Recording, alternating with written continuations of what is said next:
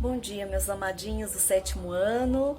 Saudade de vocês, saudade da nossa turma calorosa, falante, mais uma turma comprometida, sempre querendo participar das aulas de geografia, sempre preocupados, né, em estarem lendo, fazendo as leituras compartilhadas, estar junto aí na produção. Fico muito feliz de lembrar de cada um de vocês e com uma saudadezinha no peito. Enquanto nós não podemos retornar às nossas aulas presencial, nós vamos estar usando aí as ferramentas que for possível para estreitar, né, esse caminho entre mim e vocês, entre eu e você na nossa aula de geografia. Peço licença para entrar na sua casa e que nesses períodos de aprendizagem, que seja de aprendizagem para vocês e para mim também, porque tudo isso é muito novo, né? Estar lá olhando para a carinha de vocês, assimilando o que estão sentindo e já naquele momento responder é outra dinâmica, mas que Deus nos abençoe e que dê tudo certo nesse período. Em sala de aula, antes de nós sairmos de quarentena, nós estávamos vendo população, né, na nossa apostila, na página 48.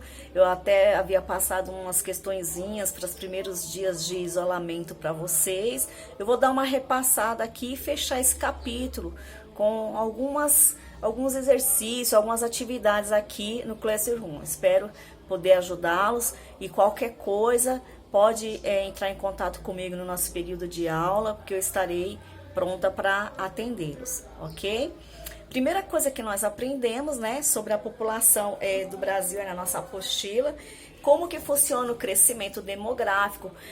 Isso é igual em todos os territórios do nosso país? Nós vimos que o crescimento demográfico, ele tem particularidades, né? Depende da região, depende principalmente da questão da urbanização, de acesso ao trabalho, né? Não é apenas ir lá e morar numa determinada região e essa população começar a crescer nesse território. Não. Precisamos entender que há um organismo, né, e uma dinâmica particular para cada região brasileira, né? Isso, temos regiões mais populosas, porque tem aí a questão dos polos industriais, a questão do emprego facilitado para as pessoas, a estrutura, né, dessas cidades para receber essas pessoas na questão de habitação, saneamento básico, escolas, hospitais, né?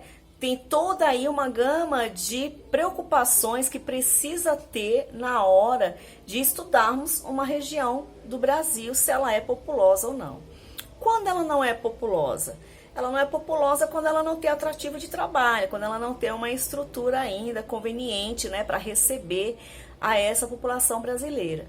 Nós vimos que, no caso do Brasil, se deu esse movimento populacional através das grandes navegações, e quando nós fomos encontrados, né, nos anos lá de entre 1400 a 1492 a 1500, quando nós tivemos os primeiros encontros com o europeu, só que não se deu de uma maneira igual em todo o território brasileiro. Ela aconteceu pelas margens do Oceano Atlântico e permanecendo na costa brasileira, né? Por diversas razões. Aqui era uma região de mata, uma civilização indígena pouco conhecida. O europeu, por outro lado, ele não tinha o intuito de povoamento, era extração, né? Nós sabemos que era extração sempre em mercantilismo, mas que à medida que os anos foram se passando, foram se ajeitando, né, ficando por aqui e dando vida a novos territórios. Quanto mais distante das margens, quanto mais distante da costa brasileira, mais difícil era esse processo populacional, ok? Então nós vimos isso em sala de aula também. Agora, quando que ele tem um crescimento, né, que vale a pena ser considerado? Nós vimos o crescimento natural e o vegetativo, né? Que ele na verdade nada mais é do que aquela continha feita em números de nascimento, em detrimento dos números de mortes acontecendo nesse território. Então, usamos as duas taxas, né? De natalidade, nascimento, e a de quantos faleceram durante aquele ano. Geralmente, essa pesquisa é feita pelo IBGE, que disponibiliza, não só no site do IBGE, mas sai às vezes em revistas, jornais e nos livros didáticos, nos atualizando. É feito a cada 10 anos, né, para que nós tenhamos aí informação de como somos os brasileiros hoje, quanto temos crescido, quanto temos prosperado, quantos somos nessa região sudeste, quantos somos na região norte do país, né? Por que crescemos mais aqui? Porque na região norte, onde fica a Amazônia, a Zona Franca de Manaus, não teve tanto crescimento, ou agora está tendo crescimento, segundo o IBGE. O movimento, né, de pessoas dentro do Brasil, que antes era do nordeste para o sudeste e sul do país, ou centro-oeste, agora está tomando outras direções, indo ao norte, na região da Amazonas, Amapá. Por quê? Porque descobriram que lá também agora tem atrativa, tem estabilidade, tem uma infraestrutura que possa receber esses novos brasileiros. Tudo bem? Nós vimos também aí nas nossas leituras que esse movimento ele pode se acentuar num determinado ano, pode ser um movimento corrente ou recorrente no seu processo, pode ser um movimento de sucesso, como foi depois dos anos 50, 60 e 70, se intensificou do nordeste do país para o sudeste e centro-oeste, por conta da seca, né, das faltas de chuva naquelas regiões, proporcionando aí um grande aumento populacional, principalmente em São Paulo, Brasília, Minas Gerais, Rio de Janeiro, né, em busca de melhores condições de vida. Aqui já tinha indústria, já tinha como que eu posso falar? Os centros urbanos já estavam mais modernizados, então era o destino de todo nordestino, em busca de melhor condições de vida. Quando eu falo melhor condições de vida, trabalho, escola, né? Esse trabalho que garanta o sustento de todos os familiares, que vai fazer com que esse brasileirinho lá da ponta do mapa, lá de cima do Nordeste, venha para essas regiões. E depois vai se intensificar nos anos 80 também, por conta, inclusive, dos problemas econômicos brasileiros, né?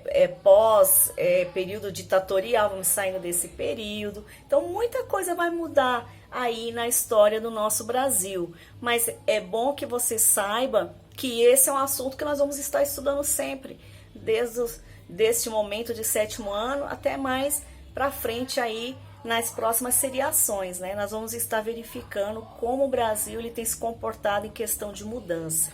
Tudo bem? Vamos lá então. Taxa de mortalidade no Brasil.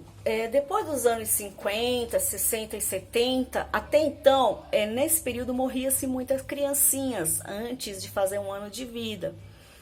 Por desidratação infantil, fome, mas principalmente porque na grande maioria não tinha-se controle de vacinas ou controle de doenças. E isso foi sendo estudado, foi sendo promovido ao longo dos anos e dos estudos científicos, até chegar no Brasil. As mães passaram também a fazer pré-natal, não existia pré-natal, né, até os anos 80, e finalzinho dos anos 80, lá depois de 83, 84, que se torna uma regra para todas as mamães que ficam grávidas, fazer o pré-natal, o acompanhamento do seu bebê desde a gestação até o primeiro aninho de vida, para garantir que essa criança ela tenha chance, né, de crescer, fortalecer, andar, ir para a escola, virar um adulto saudável.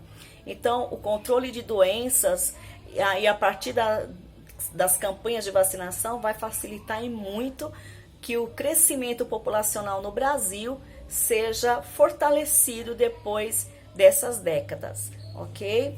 Uma outra coisa que nós vamos ter que lembrar, que nós discutimos em sala, é a questão da estrutura familiar.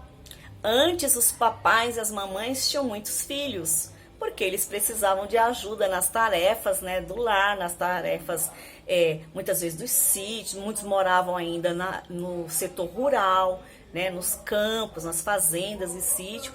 E por conta do processo de industrialização no Brasil e dessas mudanças, né, saindo dos interiores para as capitais, que é chamado de êxodo rural também, quando nós saímos do campo para morar nas cidades, é que vai mudar esse formato familiar, em que muitos tinham vários filhos. Lembra quando a gente falou na sala que a minha vovó materna teve 22 filhos? E vocês falaram das vós de vocês, né, dos papais de vocês. Então, muita coisa mudou por conta disso também. Vem morar na cidade. Como que vai conseguir casa para abrigar toda essa família desse tamanho? Escola, vestimentas, condução, saúde. O custo de vida na cidade é muito mais caro do que no campo. Então muda também o formato familiar. Se antes as mamães e os papais tinham vários filhos para que fosse ajuda, né, nos serviços domésticos, nos afazeres braçais das suas roças, agora ele precisa ser diferenciado, justamente por conta do custo de vida ser mais caro numa cidade ou num centro urbanizado.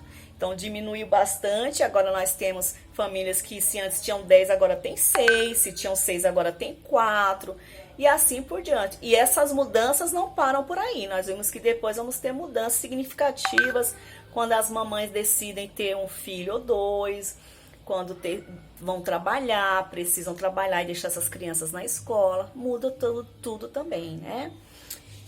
Nós vimos também que a taxa de natalidade, ela vai ter, além desse formato familiar, ela vai ter outra diferença. As mães começam, além de procurar um médico para planejar a sua família, como eu disse, porque vão trabalhar fora, muitas se tornam mães sozinhas, separadas, outros querem crescer profissionalmente, não querem ter filho agora, outras estão tendo filhos mais tarde, por opção. Tudo isso muda muito, né?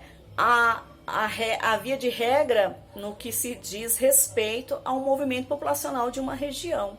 Então, em São Paulo, nós temos muitas mulheres que optam. O estado de São Paulo é ter sua carreira, conhecer o mundo e deixar os filhos para depois. E outras nem querem ter filhos ainda. Foi isso que a gente viu em sala. Mas uma coisa que nós precisamos relembrar aí é na questão das etnias, né? Como ela está distribuída, se temos mais... Quem nos ajudou a construir as nossas origens, né? Nós vimos que nós temos um tronco aí muito importante, que é o afrodescendente e o indígena, juntamente com o europeu, demos vida aos brasileiros que somos, né? Com as misturas em que nós caracterizamos como caboclo. Lembra disso lá na apostila? Nós fizemos até atividade na sala, falando dos caboclos, falando aí dos mestiços, né? Isso é importante nós retomarmos aí nesse momento de revisão desse conteúdo. As pirâmides etárias são aqueles gráficos que nos trazem, né, as imagens de como está a população brasileira. É mais jovem ou mais velha? Tem mais crianças ou mais idosos? Mais homens ou mais mulheres? Lembram desses gráficos que nós vimos também em sala? Demos uma lida no conteúdo. Eu até desenhei meio torto na lousa para vocês lembrarem e visualizarem como é uma estrutura de algumas regiões brasileiras, onde nós temos o maior número de mulheres, menos homens. Nós hoje somos um país, já fomos um país de jovens, mas hoje estamos amadurecendo mais, temos mais idosos, né? Porque a longevidade aumentou no território brasileiro, tem se vivido mais e melhor. Nós vimos até por questões. Quais eram essas questões? Além da saúde, acesso à informação, as pessoas estão comendo melhor, né? Estão procurando melhores condições de vida, de fato, né? Outra coisa que nós vimos também, que é importante, temos mais mulheres do que homens. E como fica o emprego, o trabalho no Brasil? As mulheres se especializam mais do que os homens.